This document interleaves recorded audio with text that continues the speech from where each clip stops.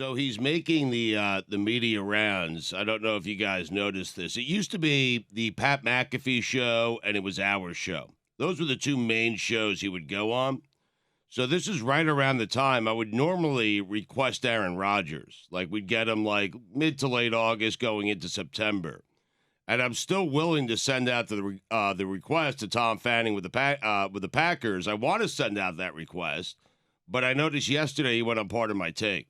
And so I'm wondering, based on the frosty exchange that Mike had with Aaron Rodgers at Lake Tahoe, I think maybe he's replaced us with those guys. And so I don't know what to do here in terms of sending out the request. I will say, the Part of My Take guys went in for the kill. They did. In that interview. Yeah. Quite literally. They said, how many grandmas do you think? Whew! Yeah. I was cringing. Which, by the way, fair play, because they want to cover their asses for, like, putting forward the point of view that I think a lot of people had, but that is uncomfortable to look Aaron Rodgers in the eye and do that. Yeah, Aaron Rodgers took exception to PFD's question about, hey, how many people do you think you've killed? Oh. You mentioned not being up in arms on Mel Kiper, and I want – go ahead and make the request, Stugotz. Make the request. Oh, I'm going to make it, yeah. Up in arms as a phrase does that up in arms means to get so outraged that you then get armed, or you arm yourself, or you throw your arms in the air? I think it's exasperation. You throw your arms up like, what is happening here?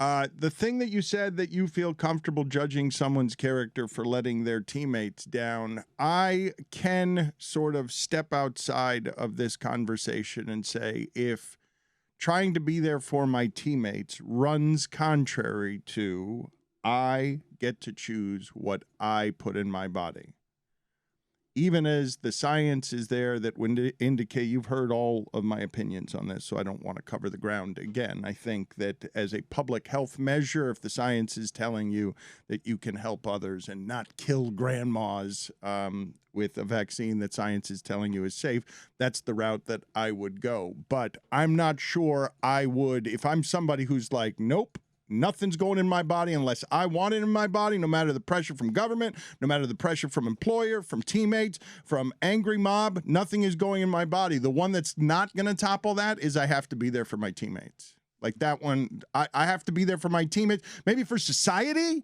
but for my teammates, Well, I was there for my teammates. I didn't actually want the vaccine. I had COVID before. All I got was lower back pain. I did it for other folks. I did it so I can keep on living my life and not have the guilt that one would deal with. You made if it they work, though, is what I'm saying. You're when you say your teammates, if you can articulate to me as someone who just does not want to, is going to otherwise be careful in every other way and doesn't want to put something in their body by pressure from anywhere that isn't their own choice, workplace stuff, the ability to go to work. If you're willing to cost yourself the dollars for not doing that and behave appropriately outside of that, I'm just telling you that being there for my teammates doesn't rise to the level of, oh, okay, now I understand why you would do that. But what if your teammate is also a guy you consider to be one of your best friends, and he made an investment in you, and you made an investment in him, and that's Kevin Durant and Kyrie Irving? You don't think Kyrie has some responsibility? You're saying this. I'm not saying he doesn't have some responsibility. I'm saying for me, on the checklist scale, it doesn't topple if I'm a person who's firm about nobody but me tells me what goes in my body, not government, not public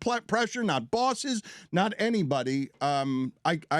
This is not how it's being articulated in this realm. He's right when he says that Kyrie Irving was all over the place. He's right when he says that Aaron Rodgers was trying to mask it because he was trying to stay away from the angry mob.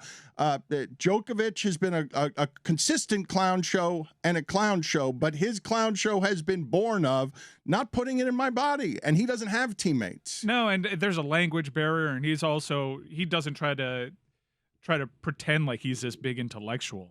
Novak Djokovic is very much a one-sided individual. He's all about Mike, tennis. he's done photo shoots knowing he's positive for COVID. Like, he hasn't handled it in a responsible way. He went to a party in Croatia, I think, when everything was in lockdown. We've known, and he had this reputation about being a weirdo with his body even prior to the pandemic. If you're in tennis circles, you know that he's kind of considered to be a bit of a weirdo. I don't disagree with anything that you're saying, Dan. In fact, I actually agree with it. Where I stop, though, is like, okay, you can make that decision for you. But the consequences are judgment. The consequences are peer pressure. They work. Sometimes bullying works in a very positive fashion, and they correct some behavior. I'm not down with the decision that he made to lie about it. I'm also not down with the original decision to not get the vaccine because I think it to be a very selfish act, but I can get past that. I have so many people in my life that decided against vaccinations or decided against boosters that I respect their decision, I hang around them, and I love them. It is fine. But when there's a locker room full of people that depend on you for their livelihood, when you are, believe it or not, a role model, even though he didn't sign up for that life, when you have a microphone and you have this unbelievable access to speak to people and actually change minds in that state. If Aaron Rodgers is pro-vax, he can actually make a difference. I was just not down with his messaging at all. It was confusing, and then he just started turning himself into knots with this weird logic. He went into the political realm, and he got Roganized, and it was very disappointing for me as someone that considers him still to be their favorite quarterback of all time. What I feel like we've been watching the last, 5 years of Aaron Rodgers is a combination of midlife crisis with searching through the family rubble of patterns, like whatever it is that passed for love in his house. He has excommunicated everyone who was in his family and now is through relationships trying to learn, trying to absorb other things that are outside of his realm. And I have viewed it as a wandering search that has some potholes in it. And I've been disappointed by some of the stuff, too. But I'd like to talk to him about it because whether we don't have a shot. You don't think so? I mean, I'm hitting send in a couple of minutes, but I don't think I don't feel like we have a shot at Aaron Rodgers. Did he think the Pardon My Take guys were going to go easy on him? Did they think it was going to be soft? Like I'm not going to attack him. No, he he and Big Cat have this very contentious relationship. A lot of it's for show. It's all for show, but Aaron Rodgers can handle it. I'm sure Aaron Rodgers will join this show again. He doesn't have a problem with facing criticism. He'll put his spin on it, and he'll have the final word because that's usually the dynamic when you welcome Aaron Rodgers onto your program. He has an intimidating presence. He's short. He has shown multiple times in his life that he will cut people out that he doesn't necessarily vibe with anymore. There were people in the media that he had really good relationships that went out publicly when he was doing all that stuff during the pandemic or during the political cycles, and he doesn't talk to them anymore. So he applies that. If he did it to his family, he certainly can do it to our show. Yep. Again, though, the age of when it is between 35 and 45 that a whole lot of people sort through their life when they've arrived, especially in a place like him, the maximum of success. And hey, wasn't I supposed to be happy?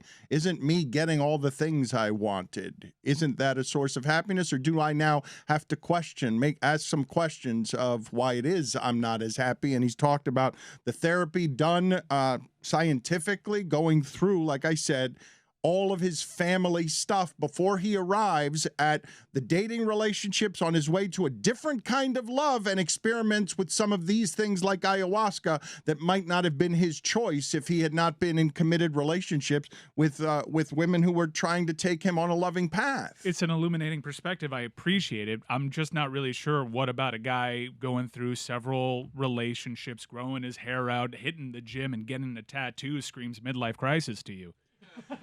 Can you guys say some nice things about Aaron so I can send some clips to Tom Fanning with the Packers? Just stand anything. Greatest quarterback ever. Mike, do something. I need some help here because right now it's just me. I said he's the greatest quarterback ever. I'm telling you right, he's going to appear on Stupidity or Mystery Crate. I mean, one of those two. Look, yeah. He's good on Jeopardy. I'm not gonna bullshit anybody. I'll take it, Roy. You got it. I'm not gonna bullshit anybody.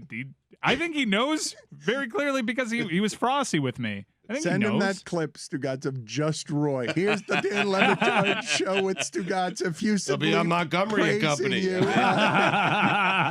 He was good on Moco. Jeopardy.